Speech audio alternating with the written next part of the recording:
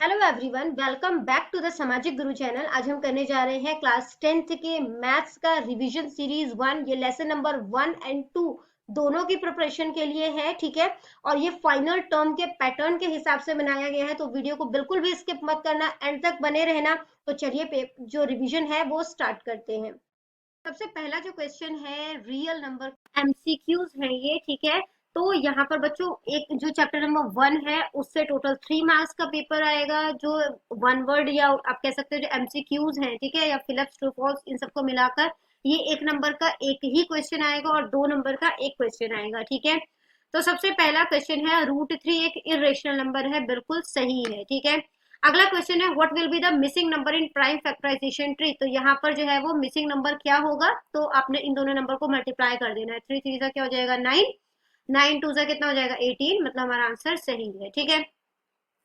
अगला है कि what is the decimal expansion of 17/8। तो इसका डेसिमल एक्सपेंशन फाइंड आउट करने के लिए सबसे पहले हम देखते हैं कि 8 को क्या हम 2 और 5 के फॉर्म में लिख सकते हैं, ठीक है।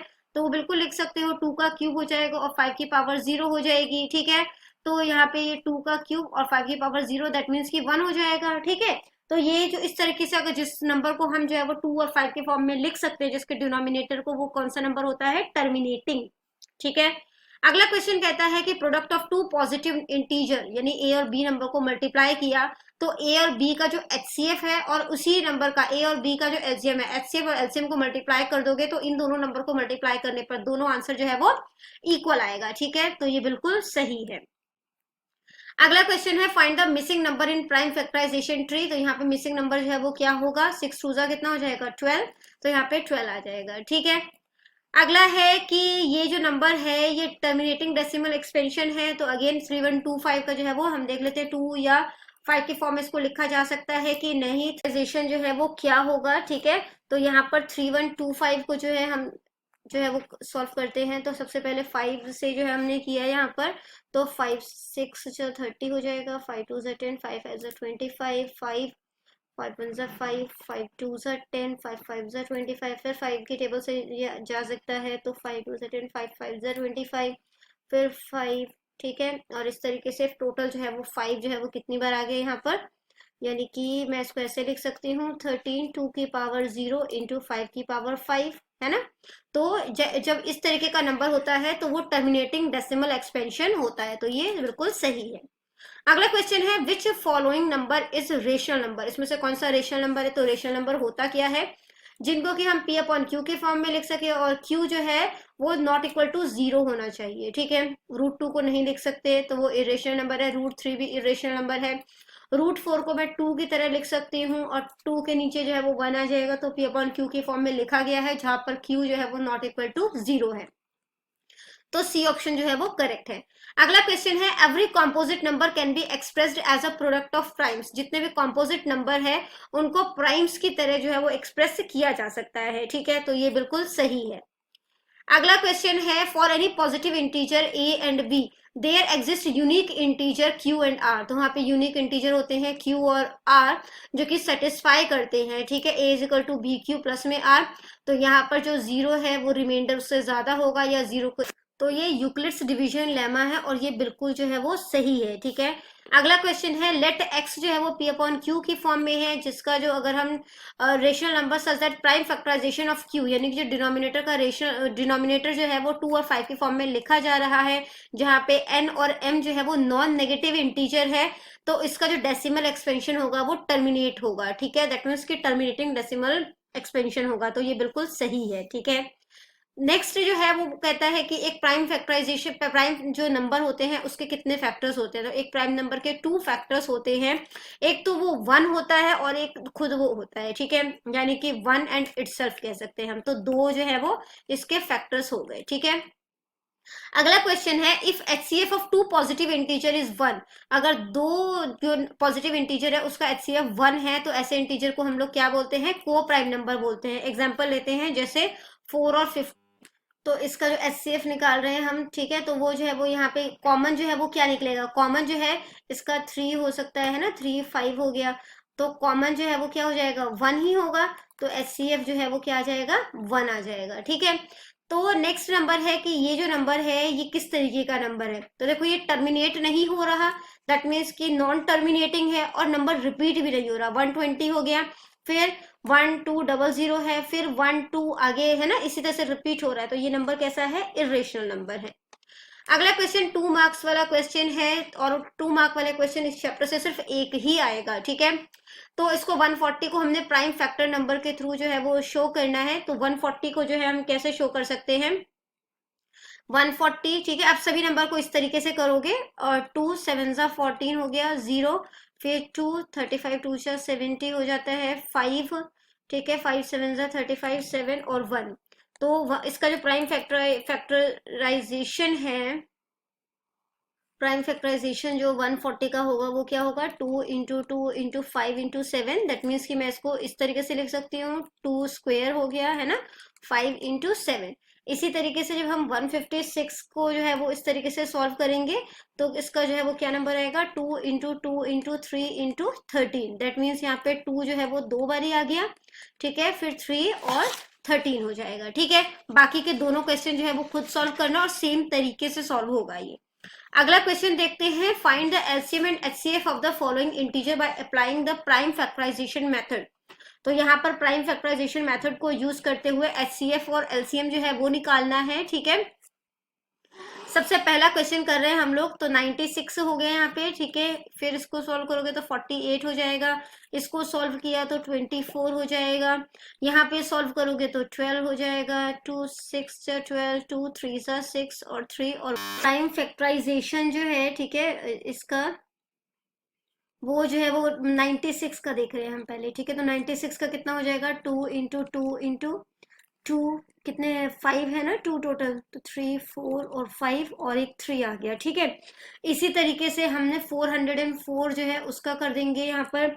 तो 404 का करोगे तो कितना हो जाएगा, ये यहाँ पे आ जाएगा 202, यहाँ पे करोगे 2 से तो ये 101 आ जाएगा, ठीक है। और आगे सॉल्व होगा नहीं वो। तो 404 का जब हमने किया तो क्या बन गया, 2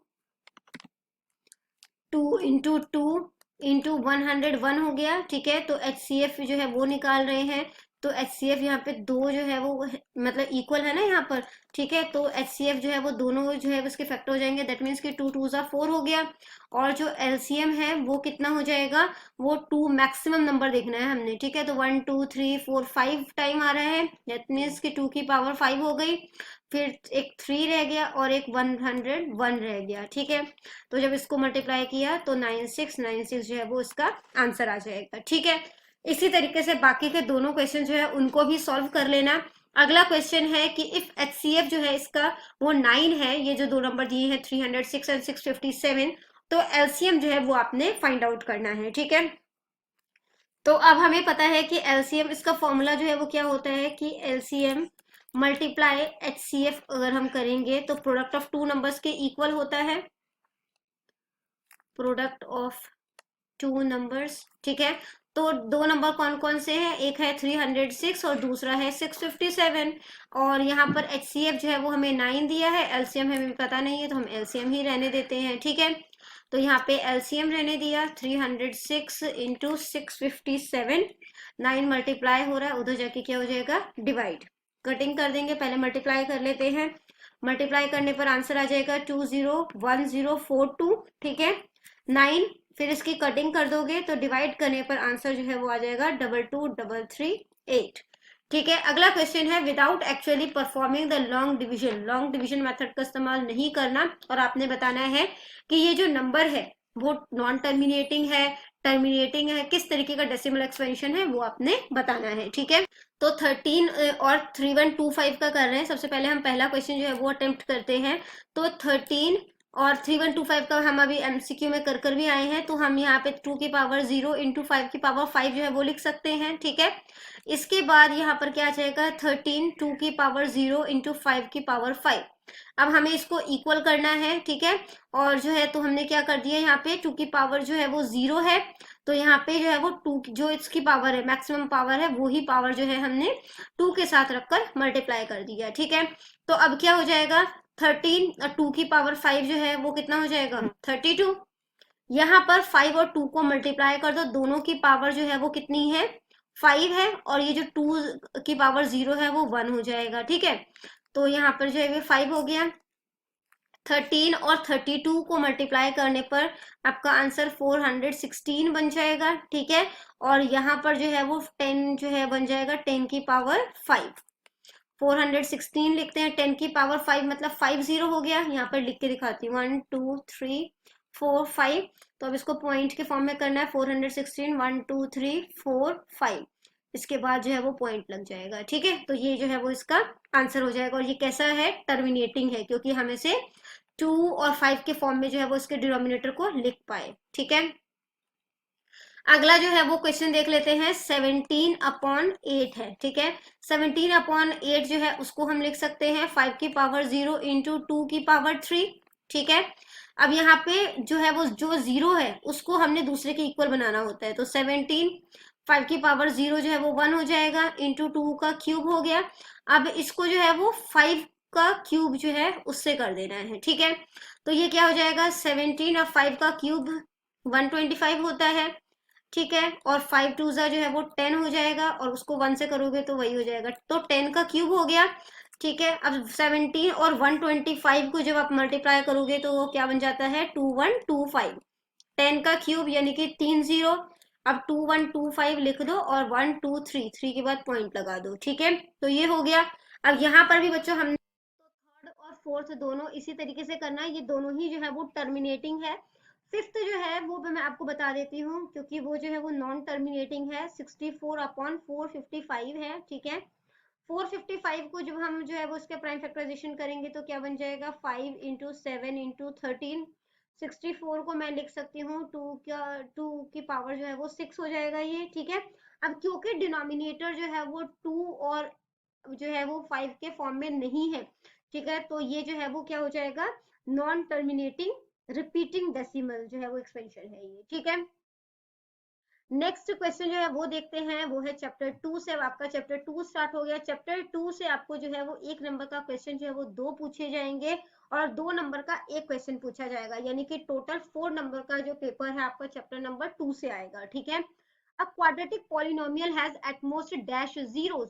तो एक क्वाड्रेटिक पॉलिनोमियल के कितने जीरोस हो सकते हैं, 2 जीरोस हो सकते हैं। अब पॉलिनोमियल ऑफ डिग्री 1, तो अगर डिग्री जो 1 है, ठीक है, और उसको हम क्या बोलते हैं, लीनियर पॉलिनोमियल कहते हैं।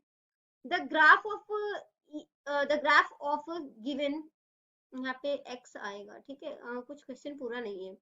इन figure for some polynomial find the number of zeroes in each case. तो यहाँ पे जीरोस फाइंड आउट करना है हमने हर केस में, ठीक है। तो देखो, सबसे पहले वाली जो एक्स एक्सिस पे जितनी बार ये लाइन को टच करेगा ना, एक्स एक्सिस पर, उतने जो है वो जीरोस होते हैं। तो पहले वाले केस में जो है वो कितने जीरोस हो गए, यहाँ पर 1 0 है, ठीक है। सेकेंड जो पिक्चर है इसमें कितने जीरोस हो गए, यहाँ पर जो है वो 2 जीरोस हो जाएंगे। यहाँ पर कितने हो गए, 1 2 3, यहाँ पर 3 हो जाएगा। और इस वाले केस में जो है वो एक भी जो है वो एक्स पे टच ही नहीं हो रहा, तो यहाँ पर 0 हो जाएगा, ठीक है। तो यहाँ पर जो है वो 1 वाला जो है वो किसके साथ, फर्स्ट वाली पिक्चर जो है वो उसके साथ चली जाएगी। 0 जो है वो फोर्थ वाले के साथ जाएगी। 2 जो है वो सेकंड वाले के साथ जाएगी, ठीक है। और जो डी है, मतलब जो 3 जीरोस है वो थर्ड वाले के साथ जाएगी। अगला क्वेश्चन हमसे पूछा गया है कि क्यूबिक पॉलिनोमियल के 2 जीरोस जो है वो हो सकते हैं, तो ये गलत है, क्यूबिक पॉलिनोमियल के 3 जीरोस होते हैं, ठीक है। तो ये फॉल्स हो गया। अगला क्वेश्चन है find the number of zeros of the polynomial. इसके कितने जीरोस होंगे, ठीक है। तो इसके कितने जीरोस हो सकते हैं बच्चों, यहाँ पर एक्स स्क्वेयर माइनस 3 है, ठीक है, फाइंड आउट करते हैं।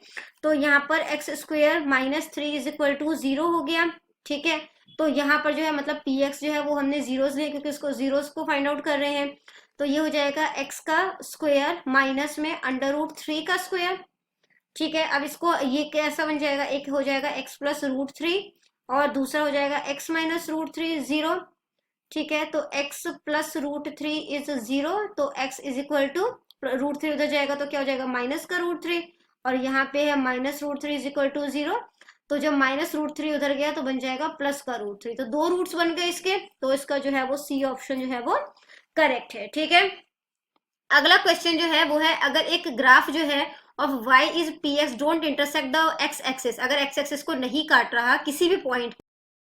तो अगला क्वेश्चन है कि if the graph of y is px, ठीक है, y जो है वो px के इक्वल है, don't intersect the x axis, x axis पे वो टच ही नहीं करता या उसको काटता ही नहीं है, at any point the number of zeros, तो वहां पे जो पॉलिनोमियल का जीरोस होगा वो कितना होगा, वो 0 होगा। ठीक है, तो हमने ये देखा कि जितनी बार वो x एक्सिस को टच करेगा उतने जीरोस होते हैं, तो ये बिल्कुल सही है। ठीक है, सम ऑफ द जीरोस, तो सम ऑफ द जीरोस जो है वो कैसे जो है वो शो किया जाता है, तो वो होता है माइनस बी अपॉन ए। ठीक है, इसको आप याद रखना। ठीक है, और जो प्रोडक्ट यानी मल्टीप्लाई जो होता है जीरोस का, वो होता है हमेशा सी अपॉन ए के equal. Find the sum and product of the zeros of the polynomial, अब इसके प्रोडक्ट्स और जीरोस जो है वो फाइंड आउट करने हैं हमने।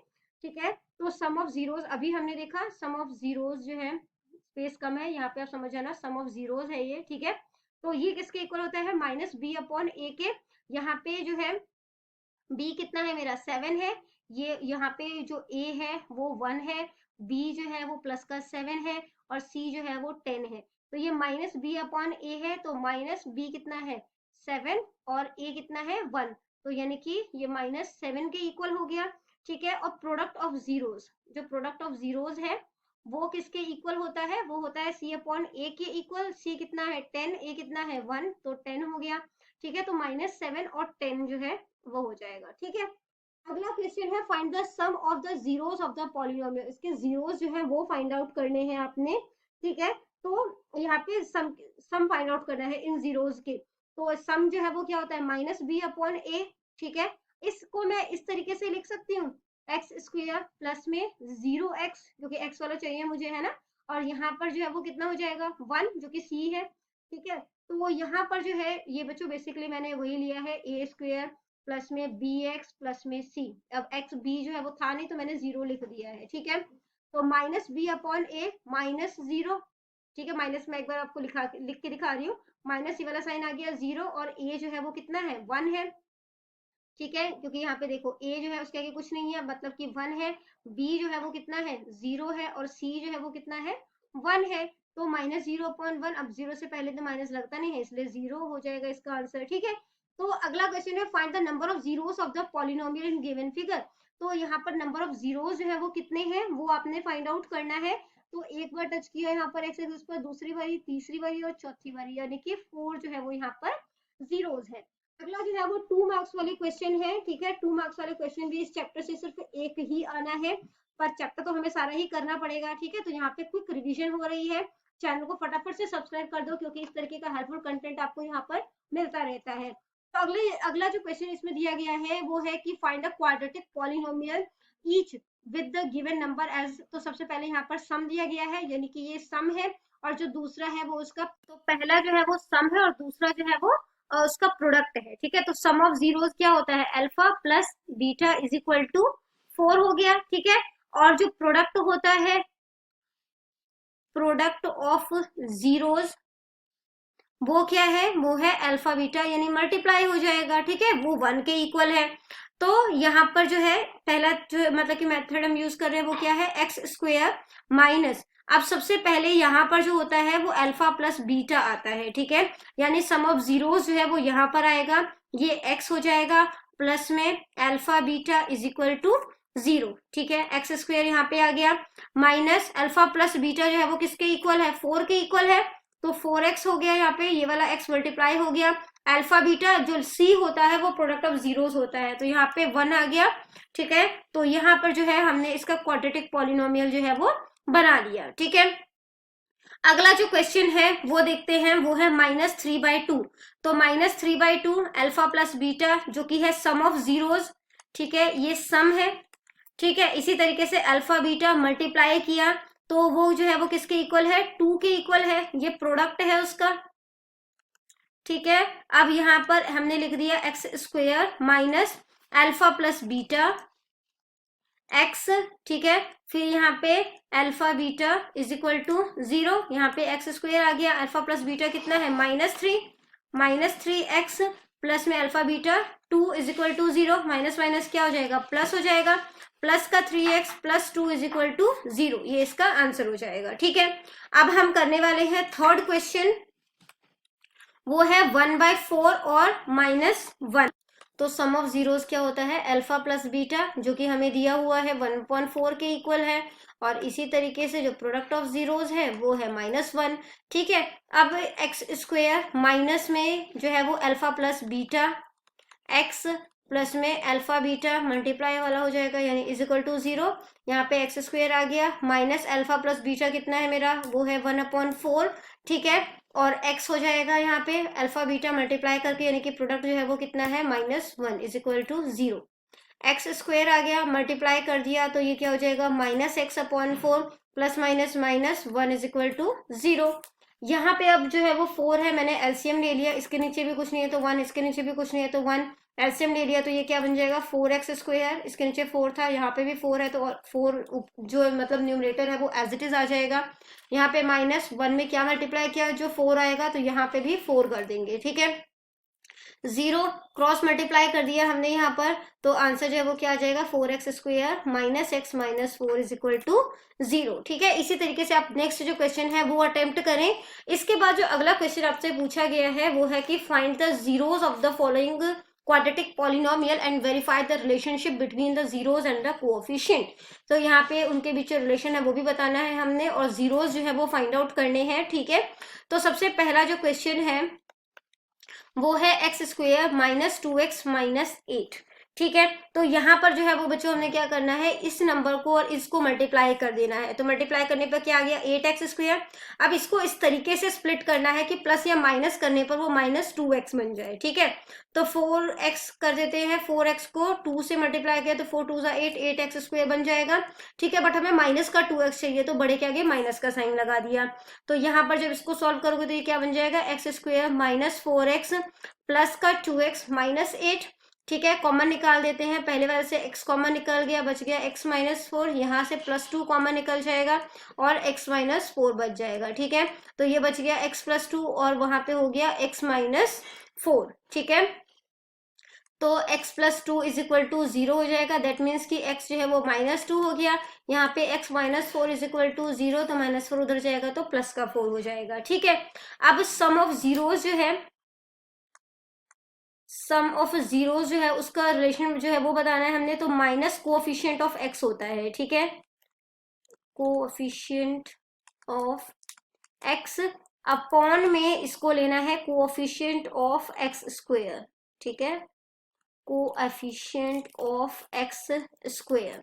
तो यहाँ पे x जो है वो कितना है, हमारा जो x है उसका कोएफिशिएंट बोला है, तो x कितना है -2, यहाँ पे माइनस का साइन उन्होंने भी दिया है तो -2 हो गया। और फिर x² कितना है 1, तो यहाँ पे कर दोगे तो माइनस माइनस प्लस हो जाएगा, तो ये 2 हो गया। ठीक है, और यहाँ पे जो हमें दो जो जीरोस हमने फाइंड आउट किए हैं, पहला 4 है, दूसरा उसमें से 2 माइनस कर दिया तो अभी वो 2 के इक्वल आएगा। ठीक है, इसके बाद जो प्रोडक्ट ऑफ जीरोस है उसमें क्या है, इन दोनों नंबर जो 2x आए हैं उनको मल्टीप्लाई कर दोगे, -8 आएगा। और जो इसका जो तरीका होता है जो हमने इसमें से फाइंड आउट करना है, ठीक है, वो होता है जो कांस्टेंट टर्म है, दैट मीन्स कि जो c है वो लिखना है हमने। ठीक है, और उसको जो है वो कोएफिशिएंट ऑफ x² से जो है वो डिवाइड कर देना है, कोएफिशिएंट ऑफ x² से डिवाइड कर दोगे तो कांस्टेंट टर्म जो है वो यहाँ पे कितनी है -8, और कोएफिशिएंट ऑफ x तो -8/1 के इक्वल हो गया था। ठीक है, जो कि -8 ही था, जो कि हमने फाइंड आउट जो है वो कर लिया था। ठीक है, बाकी के 2 क्वेश्चन जो है वो आप खुद करना, मैं आपको फोर्थ करवा रही हूँ अब। ठीक है, तो फोर्थ क्वेश्चन जो है वो कहता है कि 3x² - x - 4, अगेन मल्टीप्लाई कर दोगे इन दोनों नंबर को। ठीक है, तो 4 3 जो है वो कितना हो जाएगा 12x²। तो यहाँ पर जो है जब आप इसको स्प्लिट करोगे तो आप 4x और 3x ले सकते हो, मल्टीप्लाई करने पर 12x² बन गया। बड़े के आगे माइनस का साइन लगा दोगे क्योंकि हमें माइनस में जो है वो जो b टर्म है वो माइनस में चाहिए। ठीक है, तो यहाँ पर जो है वो क्या हो गया 3x² - 4x plus 3x - 4, common निकाल देते हैं, कॉमन क्या निकल जाएगा x, यहाँ पे क्या बच गया 3x - 4, यहाँ पे कुछ कॉमन नहीं है मतलब 1 कॉमन निकल गया 3x - 4। तो ये दोनों टर्म जो है वो इकट्ठा कर दो, x + 1 और दूसरा जो टर्म है जो ब्रैकेट में है उनको एक साथ कर दो। ठीक है, तो x + 1 जो है वो 0 हो गया, x = -1। इसी तरीके से 3x - 4 = 0, 3x is equal to -4, जब उधर गया तो 4 हो जाएगा, x इज इक्वल टू 4/3, ठीक है।